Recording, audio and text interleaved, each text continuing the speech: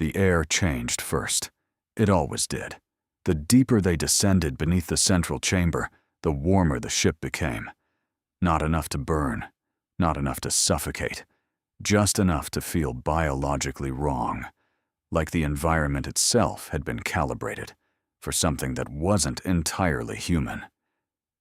The light changed with it.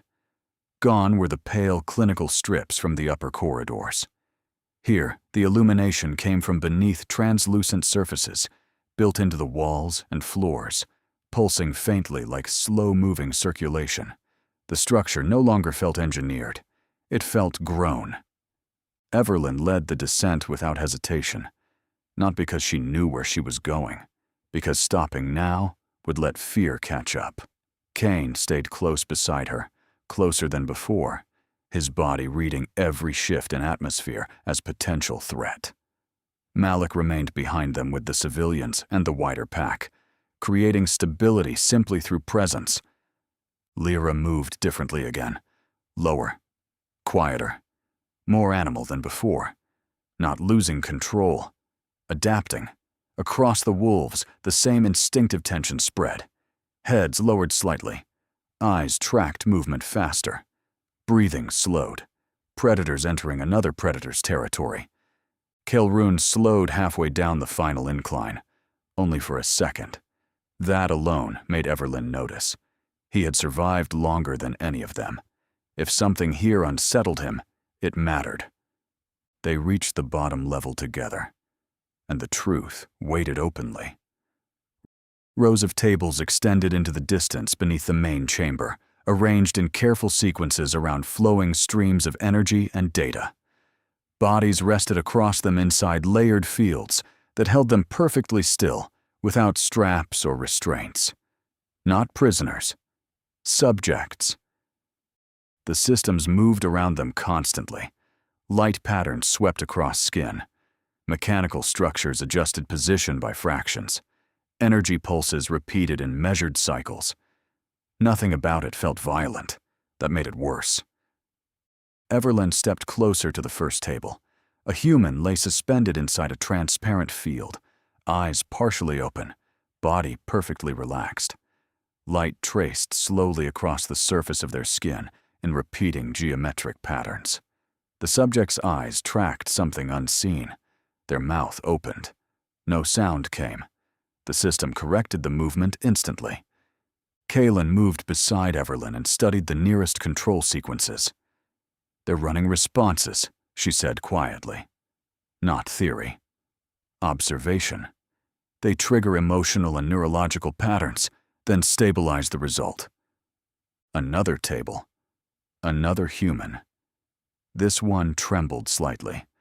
The system responded immediately, increasing light intensity around the subject until the movement stopped.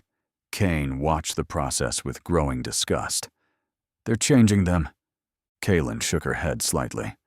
"Not exactly." She moved to another terminal. "They're trying to understand what changes people." That landed differently. Everlyn stepped toward another table. This subject reacted slower than the others, breathing irregular, muscle tension visible beneath the skin.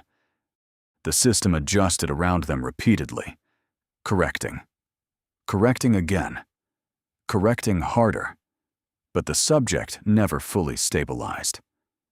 Kaelen's eyes narrowed. This one isn't responding the same way. Everlyn felt it too, not through the systems, through instinct.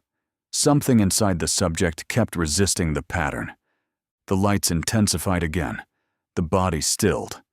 Then suddenly, the subject's eyes cleared, focused, aware.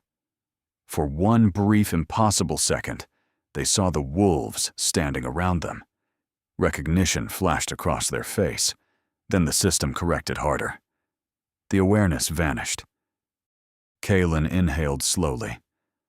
"They don't understand this part." Everlyn nodded once. "No," she said quietly. "They don't." Now the room made sense. The calm subjects, the compliant ones, the ones who no longer resisted. The systems handled them cleanly. But others behaved differently. The patterns failed.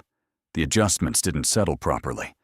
The machine kept trying to force stability where none existed. Kane looked across the rows. That's us. Not pride. Recognition. Kaelen nodded once. They're studying humanity, she said. And some subjects keep producing unstable results. Everlyn's expression hardened. They're trying to correct it. Across the chamber, the systems continued endlessly. Testing. Comparing. Learning. Then Kaelen's attention shifted. Further back in the room, beyond the active tables and containment systems, the stone forms remained exactly where she had seen them before. Still. Silent. Ignored. The gargoyles sat among the other stored assets like misplaced relics, untouched by the systems surrounding them. Everything else in the room was measured. Everything else was categorized. Everything else was adjusted. Not them. Kaelen lowered her voice. They're not part of the process. Everlyn didn't look directly at them. She felt it anyway. Something old. Something patient. Something waiting. Kaelruun finally spoke. They don't see what they're not looking for. The words settled heavily into the chamber. The Zarthians were precise, relentless, efficient, but they were also blind in very specific ways. That was the first real weakness Everlyn had seen since capture. She stepped back from the table. One step. No more. They're not trying to kill us, she said quietly. The wolves held still around her. They're trying to understand us. A pause. And they don't. This time, the silence that followed wasn't fear. It was focus. Because now they understood the line between the system and the wolves. The machine needed predictability. And wolves, real wolves, refused to stay predictable for long. The chamber continued its work around them, unaware that the things it was trying to understand had finally stepped willingly into its center, and for the first time since capture, the wolves were no longer reacting.